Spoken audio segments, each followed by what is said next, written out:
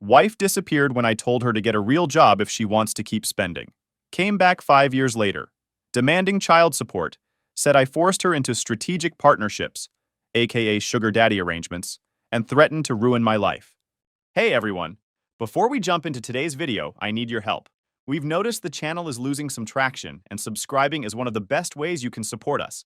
It's quick, free, and it helps us keep bringing you awesome content. Your support means the world. Let's keep this channel growing together. Thanks so much. Now let's start the video. I'm typing this on mobile, so apologies for the formatting. So 5 years ago, my wife Brooklyn just vanished. Not kidnapped, not in an accident, just gone.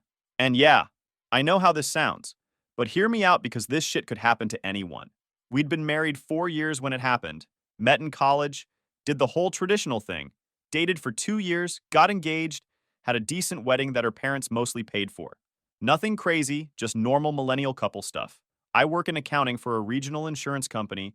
She was doing some freelance social media stuff, nothing steady or serious, but I had no problem with that.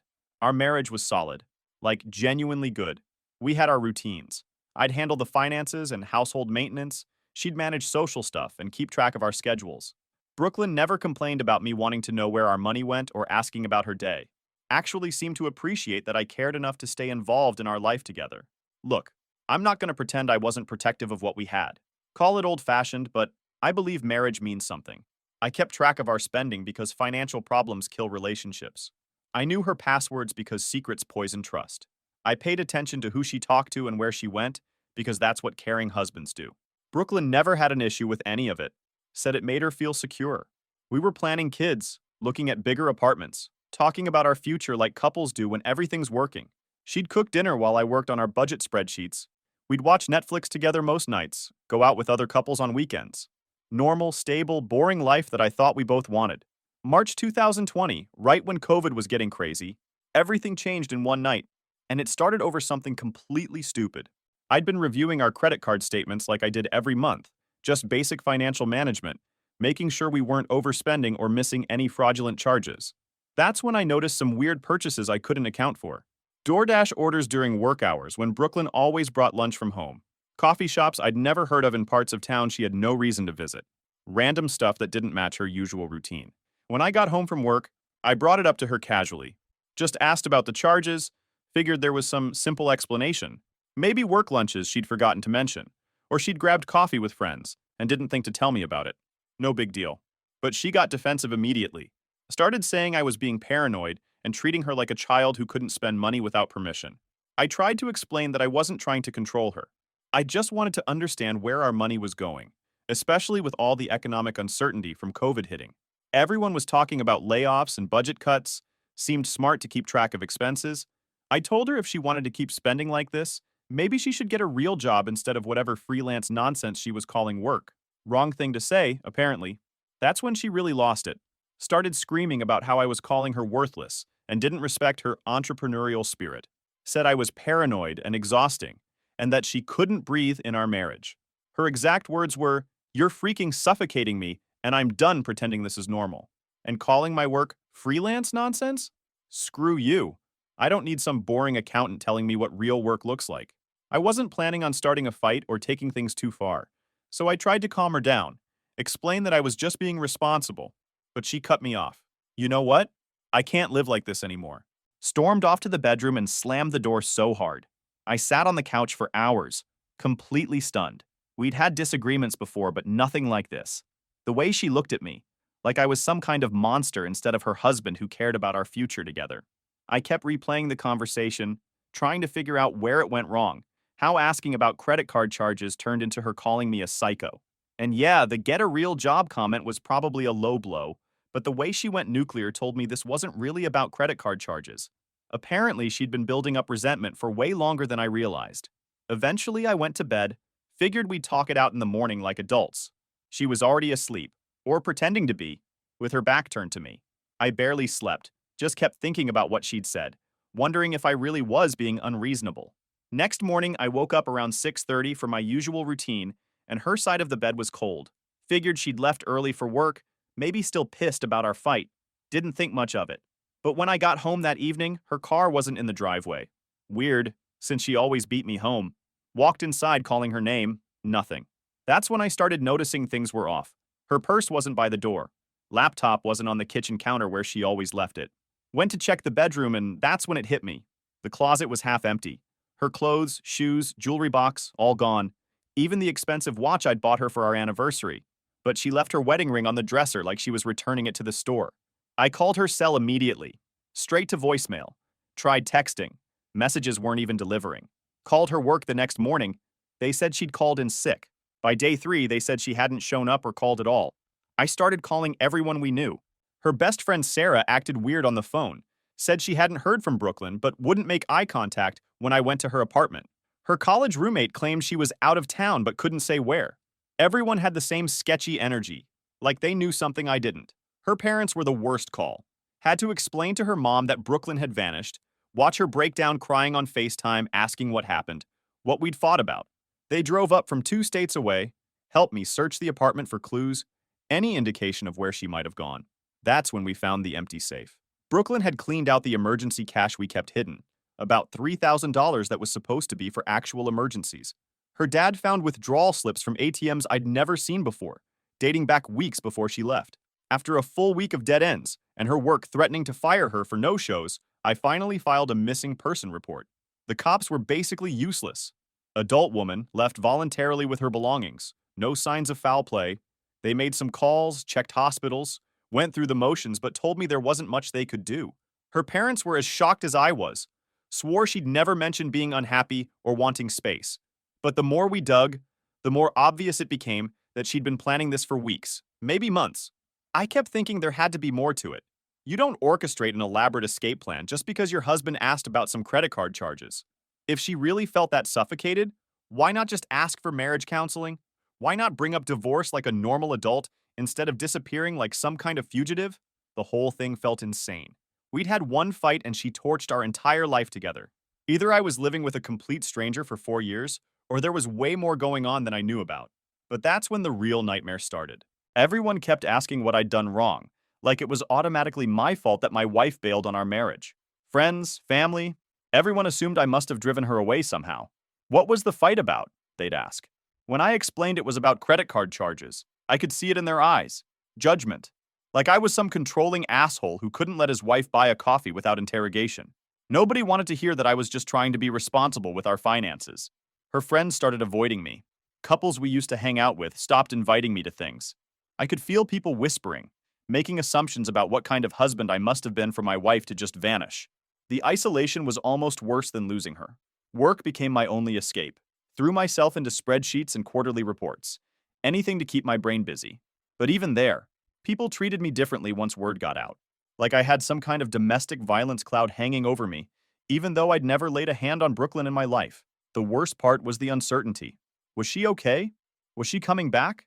Had she been planning this for weeks? Months? How long had she been unhappy without me realizing it? Every good memory got poisoned by doubt. Every "I love you" became questionable. I started going through our old texts, emails, photos, looking for signs I'd missed. Maybe there were clues that she was unhappy, red flags I'd ignored. But everything seemed normal, even affectionate before that last fight. The first few months were hell. Couldn't concentrate at work, barely ate, stopped answering calls from friends because I was tired of the same conversation over and over. Have you heard anything? Maybe she just needs space. I'm sure she'll come back when she's ready. Like she was on some spiritual journey instead of having completely abandoned her marriage. Brooklyn's mom called me crying about 6 months after she left. Apparently, Brooklyn's social media had gone completely dark. No posts, no activity. Like she disappeared from the internet too. Her parents were getting worried, started wondering if something had actually happened to her. That was almost worse than thinking she'd left voluntarily. Around the 1-year mark, I realized I was stuck in limbo. Couldn't move forward with my life while technically still married to a ghost, but couldn't get closure without knowing what actually happened. So I hired a private investigator. Not because I was desperate to get her back, but because I needed concrete answers before I could file for divorce and move on. Cost me $3,000 I didn't really have, but it was worth it for peace of mind. I needed to know if she was alive, if she was in trouble, or if she'd just decided to start over somewhere else. The PI found some credit card activity in Florida, then Nevada, then nothing. Like she'd learned to live completely off the grid. At least now I knew she was alive and had made her choice. Time to make mine. That's when I started therapy, hoping to make sense of what the hell had happened. But all the therapist wanted to talk about was my trust issues and need for control. Like Brooklyn leaving was proof that I was the problem, not that my wife had been living a double life. This woman kept pushing this narrative that healthy relationships require complete independence, that checking in with your spouse or knowing their passwords was toxic behavior. Made me feel like some kind of abuser for wanting transparency in my marriage. The final straw was when she suggested that Brooklyn leaving might have been the best thing for both of us. Like I should be grateful my wife had vanished without a trace. Stopped going after that session. Wasn't about to pay someone to gaslight me into thinking I deserved to be abandoned. It took 2 years, but I finally served her with divorce papers through a legal service. Had to do it for my own sanity. Couldn't move forward while technically still married to a ghost. She never responded, never contested anything. Obviously, divorce was finalized without her showing up to court. That's when I realized she wasn't coming back. This wasn't some dramatic gesture or cry for help. She was gone for good, and I had to figure out how to build a life without her. The divorce process was weird as hell. Dividing assets with someone who doesn't exist anymore. Making decisions about property and debts while having no idea if your ex-wife is even alive. The judge looked at me like I was crazy when I explained the situation. She just left, and you haven't heard from her in 2 years? Brooklyn had cleaned out most of our joint accounts before she disappeared, which I didn't discover until I started the asset division process. She'd been systematically moving money around for months before she left, transferring funds to accounts I didn't know about. The financial investigation revealed she'd been planning her exit for way longer than I'd realized. But the hardest part was accepting that the woman I'd loved and trusted had been lying to my face for months. Every kiss goodbye, every I love you, every conversation about our future, all of it was fake while she was plotting her escape. I started dating again around year 3, joined some apps, went on awkward first dates where I had to explain why my marriage ended with she just left one day. Most women heard that story and ran for the hills. Probably figured if one wife disappeared, I must be doing something wrong. Had a few relationships that lasted a couple months, but they always ended the same way. Women would start feeling like I was checking up on them too much, or being overly interested in their daily activities, asking where they were going, who they were with, what time they'd be home. Basic relationship stuff that apparently made me a controlling psycho. One woman told me straight up that my abandonment issues were too much for her to handle. Said I needed more therapy before I'd be ready for a healthy relationship. Another one accused me of trauma dumping when I tried to explain why transparency was important to me. Like wanting honesty from your partner was some kind of red flag. But I learned from every failed relationship. Started being more upfront about my expectations from the beginning, instead of springing them on people after we'd been dating for a while. Better to scare away the wrong women early than waste months building something that was never going to work. Then I met Claire at a work conference. She's in HR for a manufacturing company about an hour away. Divorced herself, so she understood the whole trust thing. When I told her about Brooklyn on our third date, she didn't immediately start analyzing what I must have done wrong. Just said it sounded terrible and asked how I was doing now. We took it slow. I was upfront about my boundaries from the beginning. Needed transparency in relationships, wanted to know where my partner was and who they were talking to, simply because I'd learned that secrets destroy marriages. Claire was cool with all of it, said she appreciated dating a man who'd learned from experience. She never made me feel crazy for wanting to check in during the day or asking about her plans. Actually seemed to like that I cared enough to stay involved in her life. We established clear expectations, no hidden social media accounts, no staying in touch with exes, no mysterious charges on credit cards. Basic stuff that protects relationships from outside interference. Claire had been through her own nightmare divorce with a guy who'd been cheating for years while she was completely clueless. She understood that trust isn't automatic just because you love someone. The fact that I wanted to verify instead of just blindly trusting made perfect sense to her. So last year I proposed and Claire said yes. We've been living together for 8 months, talking about kids, looking at bigger apartments. She gets along with my family, fits into my routines, never complains about my need for structure and predictability. For the first time since Brooklyn left, I felt like I had a future worth planning for. Started believing that maybe not every woman would just bounce when things got complicated. That maybe I'd found someone who understood the value of commitment and wouldn't throw away something good over minor disagreements. Claire and I had started looking at houses, talking about timeline for kids, making actual plans for our future together. She understood my need for financial transparency because she'd been burned by hidden debt in her first marriage. We'd review credit card statements together every month. No secrets, no surprises. It felt healthy and mature, like what adult relationships should look like. Life was finally getting good again. We had routines, we had goals, we had trust. For the first time in years, I wasn't looking over my shoulder waiting for the other shoe to drop. Yesterday, I was working from home, reviewing quarterly reports in my pajamas like the exciting life I lead, when my doorbell rang. Figured it was a delivery. I'd ordered some networking equipment for the home office. Opened the door, and guess who? Brooklyn, 5 years older, but definitely her, standing next to a little girl who looked maybe 4 or 5. I literally couldn't speak, just stood there staring at this person who'd destroyed my life while she asked if they could come inside like she'd just been gone for the weekend. The kid was holding Brooklyn's hand and looking around like she'd never seen an apartment building before. She seemed sweet, kept asking Brooklyn questions in this tiny voice about where we were and if this was Daddy's house. "Hey," Brooklyn said, like we'd just seen each other yesterday. "Can we come in? We need to talk." My brain was completely frozen. 5 years of wondering if she was alive, 5 years of therapy and rebuilding and learning to trust again, and she's standing at my door like nothing happened. I managed to step aside and let them in, mainly because I didn't want to have this conversation in the hallway where neighbors could hear. The kid immediately went to check out our TV, fascinated by the size and asking if she could watch cartoons. Brooklyn sat down on my couch like she'd never left and started explaining where she'd been. No apology for the 5 years of silence, no acknowledgement of what she'd put me through, just launched into her story like we were catching up over coffee. Turns out she'd been living with some crypto trader named Marcus she'd met in an online investment group right before she left. This guy convinced her that traditional marriage was holding her back from financial independence, and they could make millions trading cryptocurrency while traveling the world. Remember those credit card charges I'd asked about? Turns out she'd been using our money to fund her crypto investments without telling me. The coffee shops were where she'd meet with Marcus to plan their business strategy. The DoorDash orders were for him when he came to our apartment while I was at work.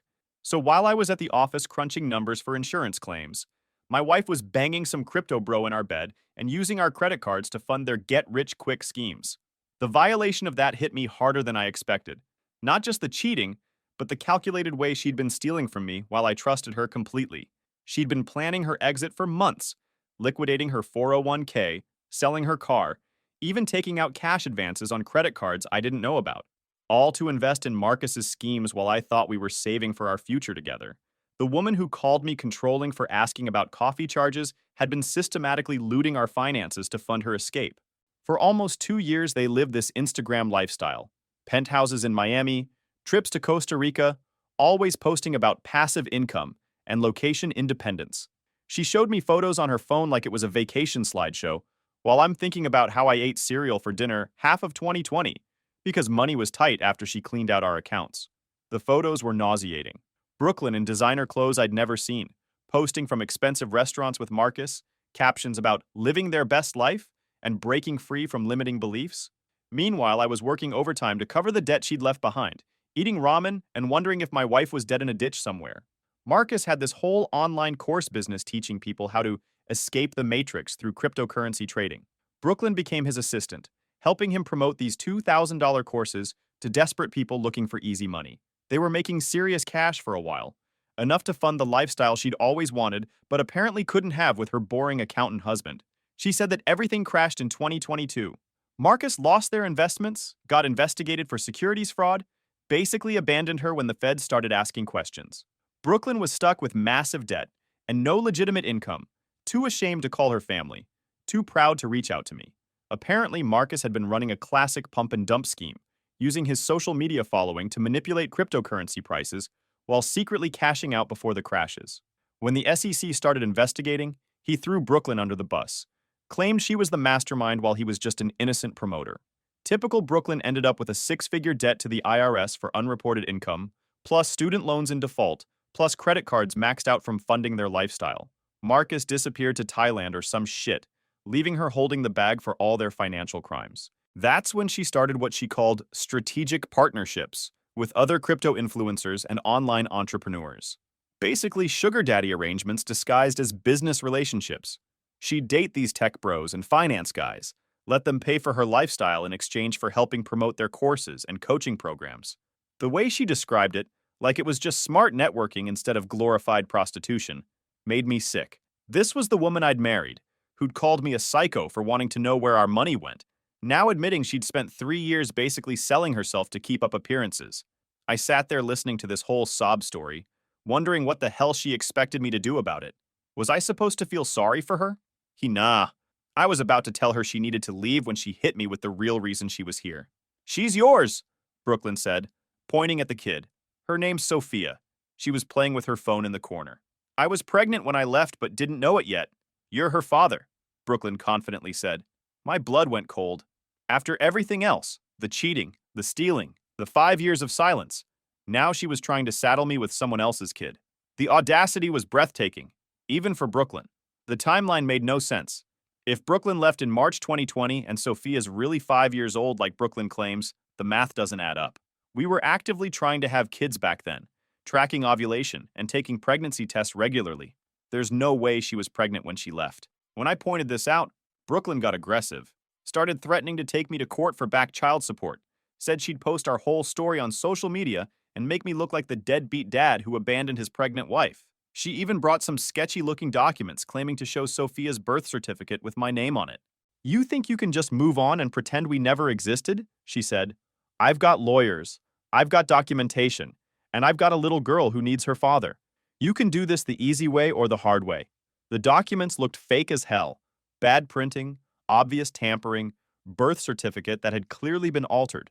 But Brooklyn was acting like she had ironclad proof, threatening to destroy my reputation if I didn't immediately start paying child support and considering getting back together for Sophia's sake. Easy way meant acknowledging Sophia as mine, starting immediate support payments, and considering getting back together for the sake of our daughter. Hard way meant lawyers, court battles, and her destroying my reputation on every social media platform she could find.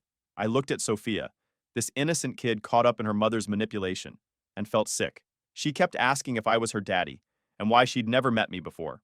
Breaking her heart felt cruel, even if she probably wasn't mine. But I'm not the same guy Brooklyn left behind. I want a DNA test, I told her.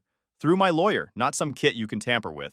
Brooklyn's face changed completely. Fine, but while we're waiting for results, you're gonna start acting like a father. Sophia needs stability, and you owe us that much. The entitlement was unreal.